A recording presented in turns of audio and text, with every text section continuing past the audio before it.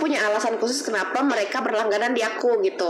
Aku kan memang sering masak, tapi aku jarang posting kan. Yakin nggak sih bisa masak gitu? Ada nggak pernah nggak kamu dengar tuh? Yakin nggak gitu kan? Nggak ada netizen ngomong lain gitu kan? Sering sih, lebih kayak ambil positifnya. Kalau misalkan ada nih kira-kira yang mirip-mirip kayak gini, oh ya udahlah, namanya rezeki gitu kan. Cari referensi, jangan main tiru-tiru aja. Cari sesuatu yang baru gitu, kreatif.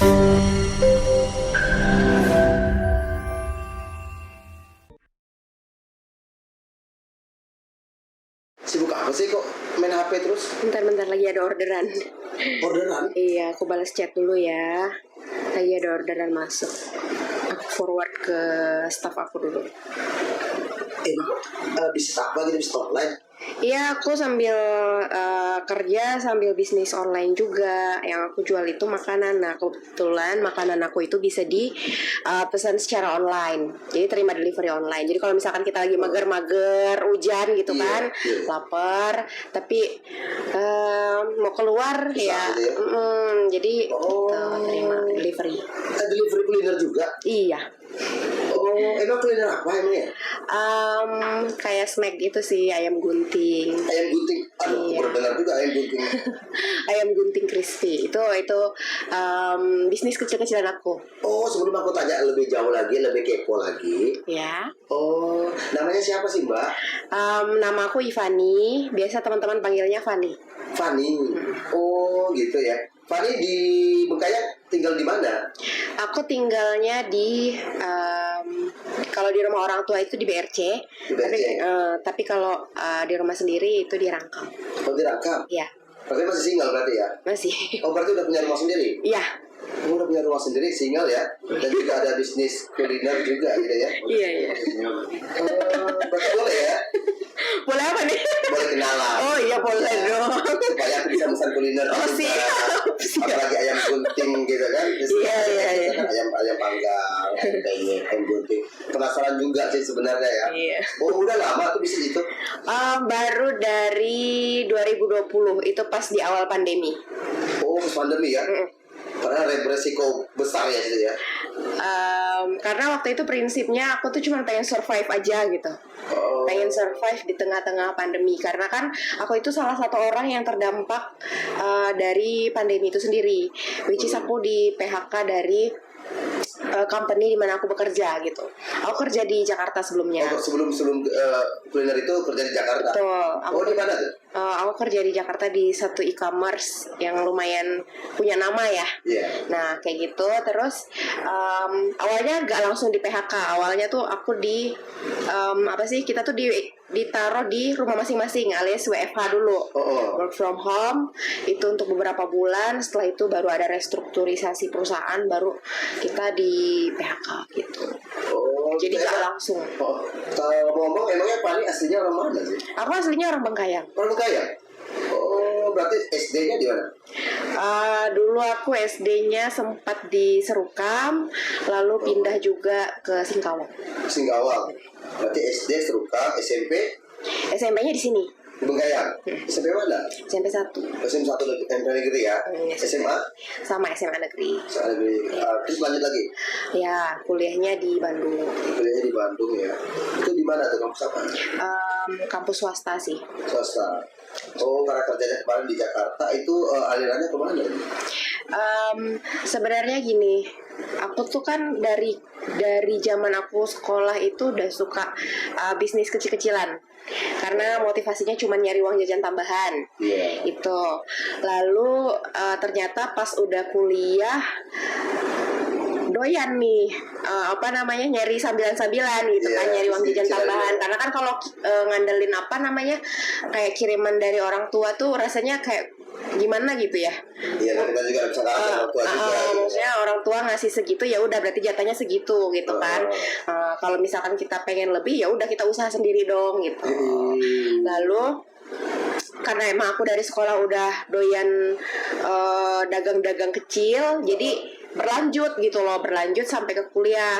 Nah waktu itu kuliah aku sambil jual-jualan online kayak tas-tas gitu, baju-baju, pokoknya semuanya online lah. Itu cari tambahan gitu ya. Dan waktu itu masih zaman BBM, jadi jualannya masih kayak ya gitulah lewat BBM. berarti dari dulu udah pandai lah ya cari uang tambahan gitu ya. Ya puji Tuhan ada jalannya sih. Oh, sama kayak aku juga dari waktu itu tamat kuliah tuh pandai cari uang tambahan tapi open BO.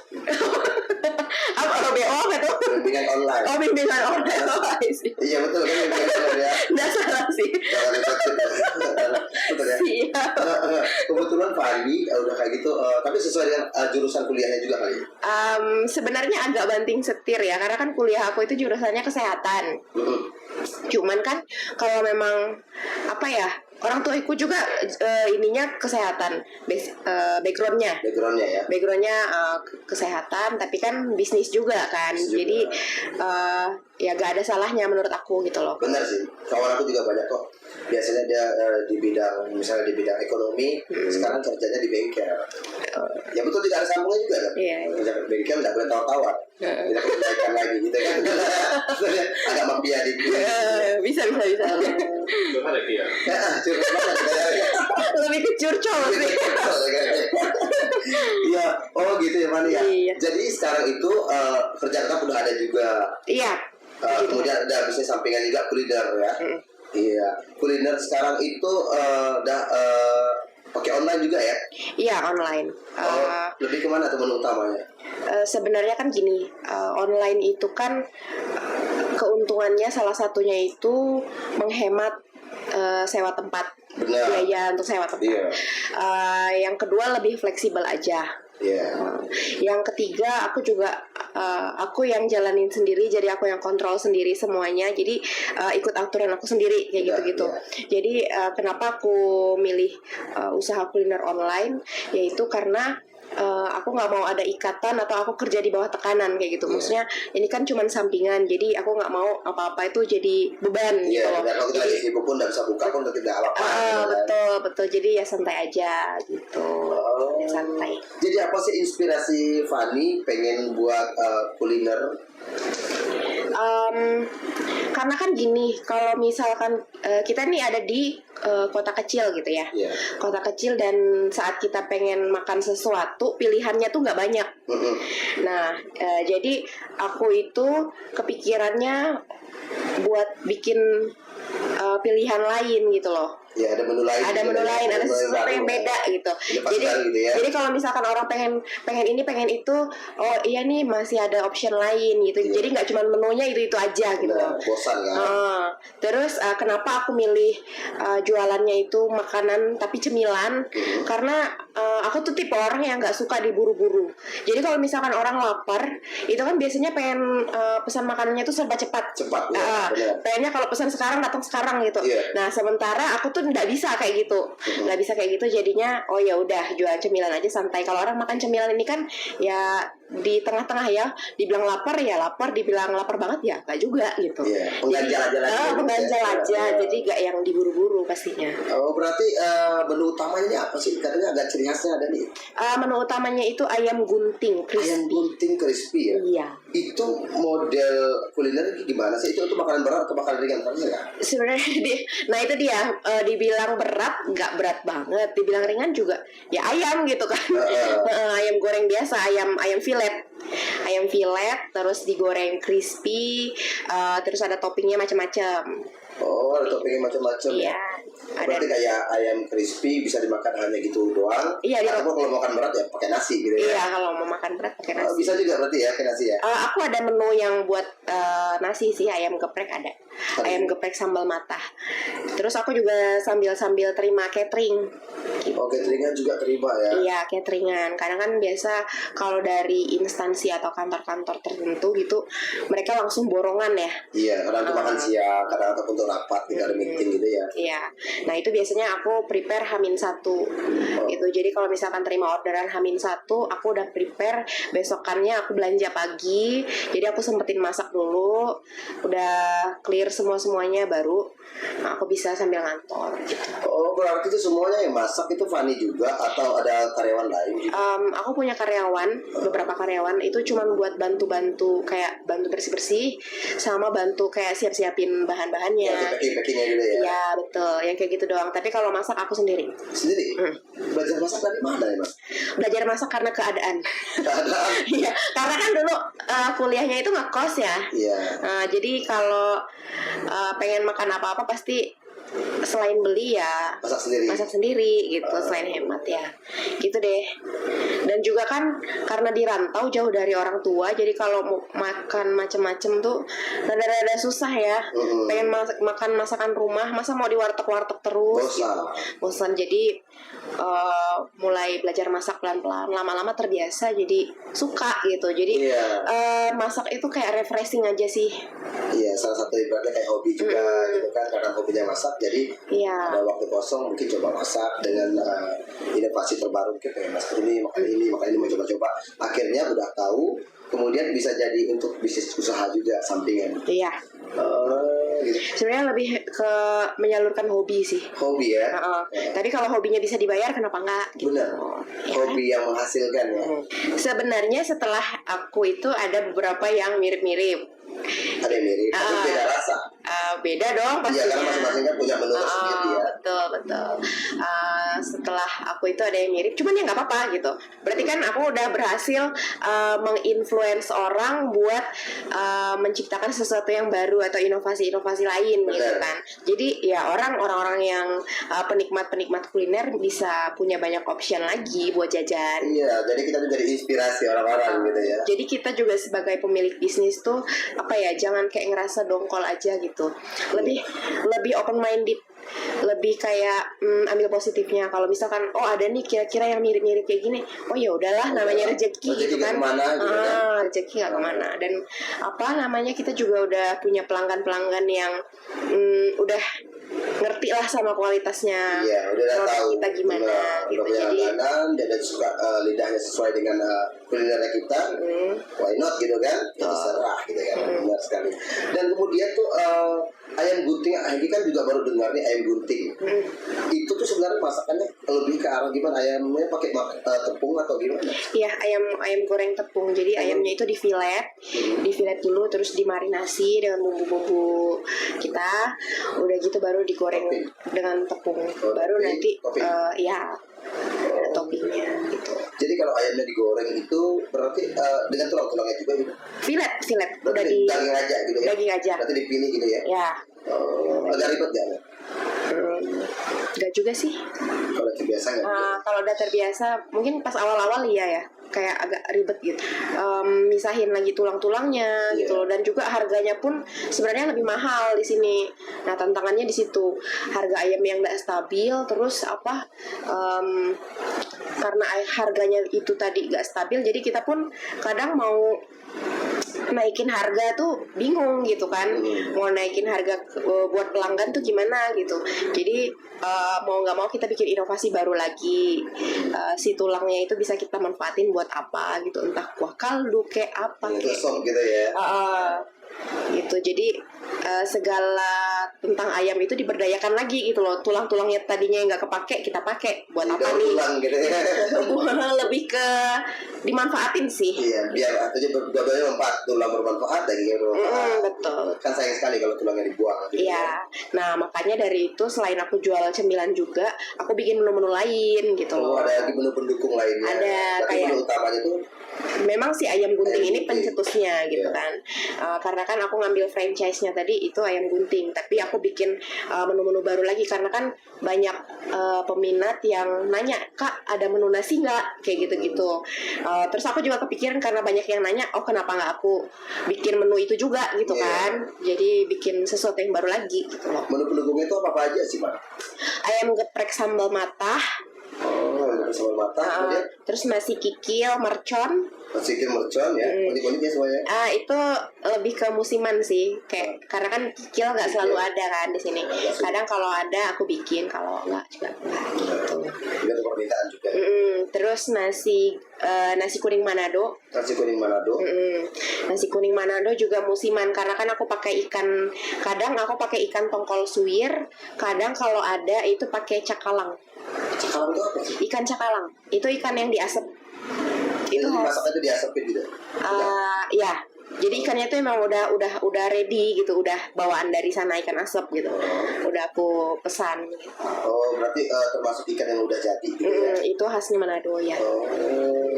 Dan waktu itu agak sempat kewalahan juga sih. Karena kan tiba-tiba pesanan kayak membludak gitu kan, terus yang kerja cuman aku sama 2 orang karyawan, jadi lumayan. Berarti Fani sama karyawannya 2 orang. Ya juga sih, karena itu kan kalau di daerah kita sini itu udah langka, dan menu-menu itu juga termasuk unik dan orang jadi pengen nyoba. Ya. Dan nantinya juga sebenarnya aku juga pengen coba. Kode keras sih kode supaya di endorse. Ya, salah satu enak betul. Kita buat makanan itu dan namanya juga itu sangat berpengaruh sekali untuk makanan, berpengaruh sekali karena dari namanya aja udah unik. Misalnya kan kayak ada bilang kayak apa tadi itu mercon apa tuh? Nasi kikil mercon. Nasi kikil mercon gitu. Ini pasti meledak-ledak di mulut gitu kan, mercon gitu kan. Lebih ke pedas sih. Lebih pedas kan. Pedas dan bikin kaget. Kalau aku memang hobinya yang pedas-pedas juga. Iya. Oh, berarti Fani selain kuliner juga ada itu kan hobi ya. Sebenarnya pekerjaan tetapnya itu apa sih? Pekerjaan aku sekarang, jadi aku juga lagi fokus di proyek pembangunan perumahan. Wow, perumahan BTN gitu? Ya, perumahan cluster. Dan ya memang rencananya kita itu selain mendatangkan sesuatu yang baru di bidang kuliner, ya membangun daerah kita sendiri, salah satunya dengan ya membangun perumahan gitu, yang proper. Kuliahnya di kesehatan, bisa sampingnya di bidang kuliner. Ya. Jadi pekerjaan tetapnya bagian kontraktor properti kan kesehatan. Iya. Terus ada nggak netizen pernah ngomong gitu kan, ini orang kesehatan, yakin nggak sih bisa masak gitu? Ada nggak, pernah nggak kamu dengar tuh, yakin nggak gitu kan? Nggak ada netizen ngomong lain gitu kan? Sering sih. Sering ya? Sering. Contohnya? Salah satu contohnya itu pernah ada teman dekat, cuman aku nggak akan sebutkan namanya siapa. Emang bisa masak kayak gitu kan? Berarti dari situ aku nangkep orang tuh menilai kita dari sosial media. Aku kan memang sering masak tapi aku jarang posting kan. Berarti aku di situ kurang memaksimalkan sosmednya aku. Nah dari situ aku kepikiran kayaknya sesuatu yang aku lakuin harus aku posting deh baru diakuin sama orang. Nah jadi dari situ aku langsung kayak mas cuman gak apa-apa sih, cuman masak tumis-tumisan doang kayak gitu kan, tapi aku storyin kayak gitu-gitu. Nah mulai dari situ aku sampai kesini-sininya ke bawah-bawah kan, jadi lebih sering bikin posting-posting kayak gitu. Jadi kayak mereka tuh udah yakin gitu, nih anak emang bisa masak sih gitu kan. Dan akhirnya selain teman-teman dekatku yang tahu aku bisa masak, ya orang-orang yang baru kenal juga jadinya tahu gitu loh. Ternyata ini bisa masak gitu. Kalau kemarin juga pernah posting, aku masak air, aku bilang masak kopi, gitu kan, masak air. Udah masak airnya, gitu kan. Sampai kering nggak pancinya? Setengah. Yang penting aku masak air. Teman-teman nanya, kamu udah pandai ya buat kopi? Gak buat kopi. Masak Indomie juga pandai, gitu kan. Sebut merek loh. Merek banyak ya. Ya kan tadi kan teman-teman kan udah pada tahu nih. Sekarang karena memang apapun yang kamu buat harus ada diposting gitu ya, biar tahu. Ternyata Fani pandai masak, gitu kan. Pandai buat kuliner, pandai buat anak. Belum ya? Belum pandai. Belum. Belum merit soalnya. Belum. Sama, nanti kita coba buat ya. Ngarep banget ya. Sesuatu itu jangan ditakutkan kalau masalah membuat. Itu enggak kan, harus berani, tapi tidak perlu diposting nanti. Kalau buat anak jangan diposting ya. Bahaya, nanti viral ya. Tapi kalau nggak tepat ya kita nanti takut lah pokoknya. Nanti orang pesan kita lihat online juga. Oke, udah kayak gitu kan, udah tahu Fani pandai kuliner, pandai masak, pandai apa. Pernah kan dapat apa namanya? Dapat pelanggan yang sampai membludak anaknya dia. Pernah. Pernah. Jadi kan waktu itu sebenarnya dari teman sendiri sih, teman sendiri juga, teman lama gitu kan, nanya, Van kamu bisa handle catering nggak ya?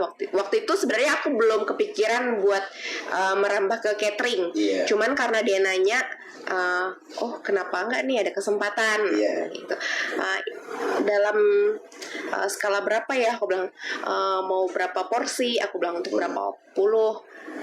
Sekian, waktu itu 50-an sih, 50 lumayan juga itu. Jadi kalau 50 aku masih oke, aku bilang kayak gitu kan. Itu lebih berat ke menu yang mana pilihan mereka? Itu lebih ke ini sih, bento box gitu. Bento box, jadi nasi terus ada kondimen-kondimennya. Terus aku okein saat itu kan.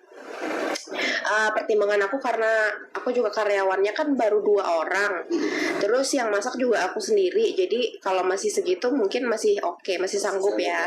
Dan juga dikasih batas waktunya juga gak yang diburu-buru banget, jadi aku okein. Pada saat itu udah excited banget, wah ini orderan pertama aku nih, langsung kayak wah banyak gitu kan. Ada kebanggaan tersendiri. Jadi tadinya aku juga kan sempat kayak diremehin mamaku gitu kan. Sanggup sih? Sanggup gak? Bisa lah kayak gitu kan, masak untuk orang banyak kayak gitu kan. Ya kan belum dicoba, aku bilang gitu. Jadi aku coba waktu itu dan ternyata oke gitu loh. Ya gak ada keluh kesah ya? Gak ada. Paling kayak pas udah mau di pick up aja kayak ayo cepet buru-buru gitu kan. Tapi abis itu udah sih satisfying juga karena kan dapat respon positif juga dari yang order. Kan udah pernah dapat pelanggan yang paling banyak. Tapi pasti juga ada saatnya jatuh, itu gimana? Ada pasti ada. Pasti ada. Iya. Waktu itu gimana pas jatuhnya tuh? Itu saatnya kapan tuh? Apakah kamu karena lagi banyak netizen yang bilang gimana atau gimana? Karena kan aku juga terbilang baru di apa namanya? Di bidang kuliner dan bisnis yang katakanlah online tapi setengah non online juga gitu kan. Jadi aku kayak pas begitu muncul yang sesuatu yang seolah-olah kayak niru gitu kan, niru menunya kita, di situ aku langsung kayak gampang down waktu itu. Oh iya, jadi kalau misalnya kita buat misalnya ya mie goreng, tiba-tiba mie goreng kita laris ya, kemudian terasa kali ya mungkin ya. Tiba-tiba muncul ada yang jualan yang sama persis gitu loh.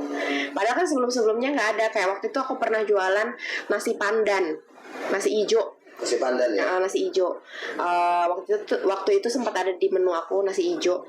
Terus tiba-tiba besokannya tuh ada gitu yang jual kayak gitu. Ada. Terus apa namanya? Dia jual dengan harga yang lebih murah, tapi ya gitulah kan nggak tahu ya kualitas orang kan. Ya, rasa beda lah karena masalah itu kan menu-menu tersendiri ya. Betul. Jadi ada juga yang meniru. Jadi terasa sekali di situ customer kamu pada kabur ataupun agak sepi dikit gitu ada ya? Enggak sih. Enggak, masih stabil. Puji Tuhannya mereka itu customer aku ya yang selalu order di aku tuh kayak mereka tuh punya alasan khusus kenapa mereka berlangganan di aku gitu. Karena kan aku bukan cuma di bidang kuliner aja, aku punya ini juga, punya pencucian mobil dan motor juga. Oh iya, di mana itu? Di Rangkang. Pengkayang Rangkang? Iya, di depan Indomaret. Depan Indomaret ya? Oh boleh, nanti ke situ kita dapat diskon ya dari Smoker Studio, dapat diskon nanti di situ ya. Berapa kali cuci? Oke, kan Fani kan udah cerita semua nih dari profile, kemudian dari pernah dapat pelanggannya gimana, apa inovasi, apa yang buat inspirasinya juga, kemudian pernah jatuh juga, udah rasakan semua, udah punya pengalaman semua. Semoga juga teman-teman yang udah nyaksikan juga udah tahu ya, ini termasuk pengusaha milenial juga, jadi motivasi buat teman-teman semua di podcast ini tentunya. Dan terima kasih buat Fani udah datang hujan-hujan ya. Hujan-hujan untung ada mantel ya. Nah, BPJS juga udah ada. Ya, kok memang udah ada gampang. Dan terima kasih buat Fani, semoga kedepannya makin sukses. Dan harapan Fani kedepannya gimana? Harapan aku kalau di bidang kuliner, khususnya pengusaha-pengusaha muda atau anak-anak milenial atau masih sekolah juga mau mulai usaha, jangan takut, berani memulai aja dulu. Terus jangan takut buat inovasi, cari referensi, jangan main tiru-tiru aja. aja, cari sesuatu yang baru gitu, kreatif. Iya, benar sekali, supaya kita tuh ibaratnya ada sesuatu yang baru itu malah dikejar ya. Betul. Nah, terima kasih buat Fanny yang udah datang, tentunya udah hujan-hujan datang di podcast ini. Semoga kedepannya lebih maju lagi, Amin. sukses lagi, dan Amin. berjuang lagi pastinya. Buat motivasi buat kita semua tentunya. Terima kasih di podcast tentunya yang datang di sini tentunya. Sampai jumpa lagi kalau bisnis baru. Dah, datang aja di podcast lagi di situ. Oke, thank you. Thank you. Goodbye.